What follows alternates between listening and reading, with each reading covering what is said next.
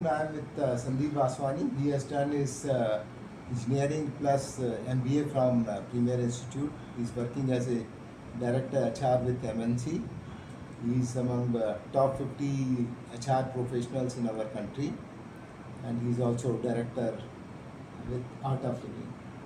संदीप जी, आज की डेट में देखा गया है कि maximum problems health related issues वगैरह जो आ रहे हैं बिकॉज ऑफ स्ट्रेस की वजह से, बहुत सारे अलग फैक्टर्स भी हैं और स्ट्रेस के भी बहुत सारे रीजंस हैं depending on the age. Young generation जैसे आप लोग हैं अभी, तो कॉर्पोरेट सेक्टर के अंदर work culture, work pressure, plus so many other factors हर एज के अलग अलग होते हैं। किसी को फाइनेंशियल की प्रॉब्लम है, किसी को फैमिली रिलेटेड इशू है, किसी को हेल्थ के है, बहुत सारे रीजंस हैं।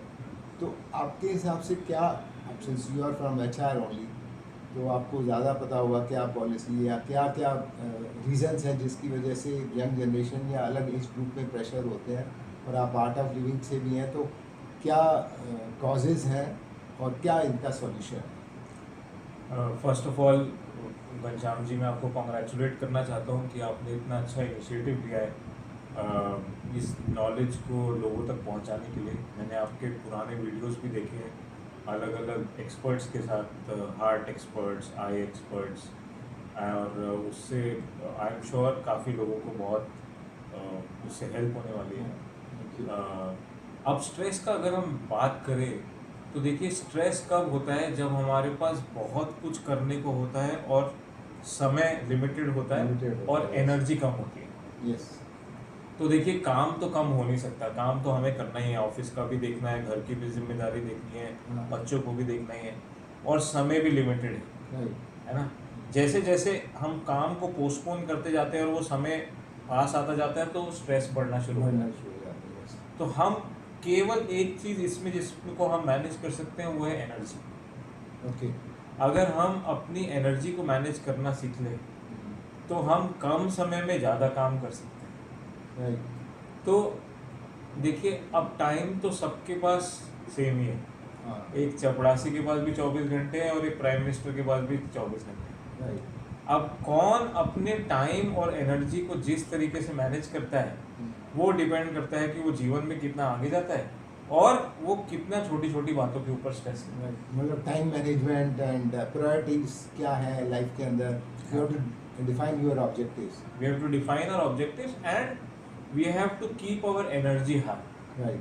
फॉर एग्जांपल, मैंने अगर 8 घंटे का काम ऑफिस में किया और 2 घंटे गुड़गांव से दिल्ली ट्रैफिक में लगाए, और उसके बाद जब मैं घर पे पहुंचा तो मैं एकदम ड्रेन्ड अगर महसूस करूँ, और मेरे पास मेरे अगर घर पे बच्चे हैं, रिलेटिव्स है, मदर फादर है, स्पाउस है, उनके साथ अब क्वालिटी टाइम बिताने का समय, उनकी रिस्पॉन्सिबिलिटी लेने का समय, लेकिन मैं ट्रैफिक और काम की वजह से ऑलरेडी इतना ड्रेन्ड हो गया हूँ कि मेरे, तो anything that they will say might become stressful for me. कितनी बार ऐसा होता ही है कि हम ऑफिस का गुस्सा भी घर पे निकाल देते हैं, या स्पाउस के साथ कुछ झगड़ा हो जाता है, वो ऑफिस में टीम के ऊपर निकल जाता है। तो ये एनर्जी को एनहांस करके रखना बड़ा इम्पोर्टेंट है। अब ये समझना हमें ज़रूरी है कि एनर्जी हमें कहाँ कहाँ से मिलती है। एनर्जी हमें मिलता है फूड से, सही तरीके का खाना खाने से। तो खाने के ऊपर हमें ध्यान देना ज़रूरी है कि अगर हम फ्रेशली कुक्ड फूड, जिसके अंदर कहते हैं कि प्राण शक्ति जिसके अंदर ज़्यादा होती है, fresh vegetables, fruits, freshly cooked meals अगर खाते हैं तो उससे हमारी एनर्जी मेंटेन रहती है। ओके। कहा जाए फूड के ऊपर तो हम अलग से ही एक पूरा टॉपिक इतना डिटेल कर सकते हैं। यस, तो जस्ट ब्रीफली, फूड का अगर हमें थोड़ा ध्यान रखना है कि फ्रेश रखें फूड को, जितना हद तक ऑर्गेनिक विदाउट फर्टिलाइजर्स वाला खा सके, अगर वो पॉसिबल है तो और अच्छा है। Second, sleep. आजकल लोगों को स्लीप का कोरोना के बाद बहुत इशू हो गया है, रात को नींद नहीं आती है। तो आप देखेंगे रिसर्च ये कहता है कि नींद अच्छी होनी बहुत ज़रूरी है एक हेल्दी हार्ट के लिए। और जिन लोगों को आगे जाके अल्जाइमर्स होता है या पार्किंसंस होता है, वो क्या, उनका डॉक्टर्स कहते हैं कि उनका रूट कॉज कहीं ना कहीं पे यहाँ है कि उनकी नींद पहले अच्छी नहीं रही, डीप स्लीप नहीं आती है, तो उसकी वजह से ओल्ड एज में ये सब डेवलप होना शुरू हुआ। तीसरा सोर्स ऑफ एनर्जी है हमारी ब्रीदिंग। ये बहुत लोगों को नहीं पता है कि हमारी ब्रीदिंग एक सोर्स ऑफ एनर्जी है। देखिए हमारा ब्रेथ जो है, हर अंदर आने वाली सांस हमें एनर्जी देती है। हमारा फर्स्ट एक्ट ऑफ लाइफ क्या था कि हमने सांस ली थी राइट। और फिर हम रोए थे। हाँ। हम नहीं रोते तो माँ बाप रोना शुरू कर देते, है ना। राइट। और लास्ट एक्ट ऑफ लाइफ हमारा क्या होगा कि हम सांस छोड़ देंगे। राइट। और अगर हमने कुछ अच्छे काम किए होंगे तो हो सकता है बाकी लोग रोए, नहीं तो वो खुश होंगे कि चल चलेगा। नहीं, हाँ, तो ये ब्रीदिंग बड़ा इम्पोर्टेंट है। और ब्रीदिंग हमारे कल्चर में, हमारे योगिक कल्चर में, इंडियन कल्चर में ब्रेथ का बड़ा इम्पोर्टेंस बताया गया है। ओके। जैसे कि हम जानते हैं कि अगर ब्रेथ नहीं रहेगी तो लाइफ नहीं रहेगी, ट्रू। लेकिन एट द सेम टाइम अगर हम ब्रेथ के सीक्रेट्स को जान लें तो हम लाइफ के सीक्रेट्स को भी जान सकते हैं। जैसे कि आप देखेंगे जब हमें गुस्सा आता है तो हमारा ब्रीदिंग पैटर्न कैसे हो जाता है, बड़ा ही फास्ट हो जाता है। वैसे ही जब हम बड़े सैड होते हैं, जैसे इंडिया वर्ल्ड कप हार गई थी, जब हार गई थी वर्ल्ड कप तो कैसा महसूस हो रहा था, सैड, बिल्कुल पता ही नहीं लगता, इतना शैलो ब्रीदिंग हो रहा होता है। राइट। ऐसे ही हम किसी हिल स्टेशन पे जाते हैं, हॉलीडे पे जाते हैं, तो जब गाड़ी से निकलते हैं और ब्रीथ करते हैं तो कैसे ब्रीथ करते हैं, लंबा और गहरा सांस लेते हैं। तो आप देखेंगे जैसे हमारा इमोशन बदल रहा है वैसे ब्रीदिंग का पैटर्न भी बदल रहा है। राइट। तो इसका उल्टा भी ट्रू है। अगर हम ब्रीदिंग के पैटर्न को के साथ कुछ करना शुरू करें, इससे हम अपने इमोशंस को हैंडल कर सकते हैं, ओके। है ना, और उसकी वजह से हम एनर्जाइज फील कर सकते हैं। राइट। तो ब्रेथ एक बहुत इंपॉर्टेंट सोर्स ऑफ एनर्जी है जिसको हमें एक्सप्लोर करना चाहिए।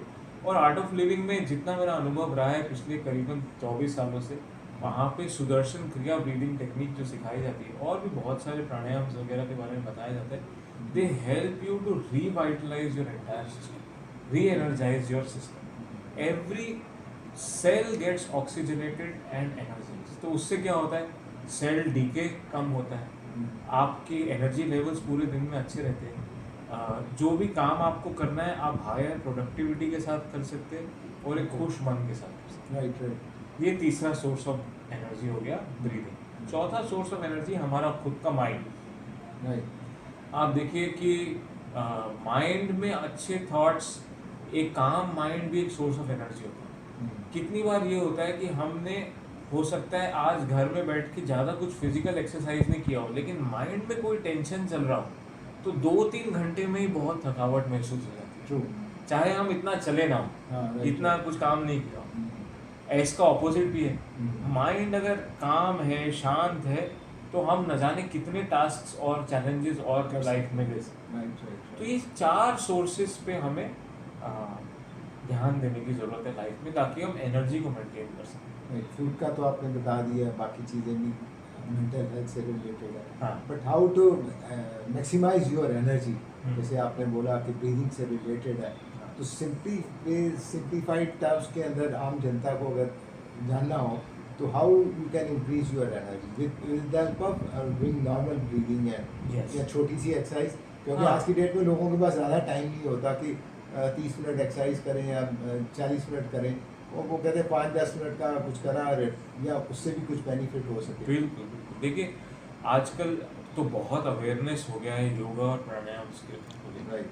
अगर 15 से 20 मिनट भी सवेरे आप थोड़ा सा ब्रीदिंग कर सकते हैं, चाहे अलग अलग तरीके के प्राणायाम कर लें, कपाल भाती प्राणायाम है, अनुलोम विलोम प्राणायाम है, नाड़ी शोधन प्राणायाम है, और अगर सुदर्शन क्रिया आपने सीखा है आर्ट ऑफ लिविंग के प्रोग्राम में, मैं बोलूँगा that is one of the highest अभी तक in terms of giving you energy. If you can practice that it takes about 30 minutes a day, अगर आपने आर्ट ऑफ लिविंग का प्रोग्राम किया। नहीं तो आप नॉर्मल ब्रीदिंग प्राणायाम्स करके भी 15 मिनट करके थोड़ा फिजिकल एक्सरसाइज भी करना जरूरी है, ओके। है ना।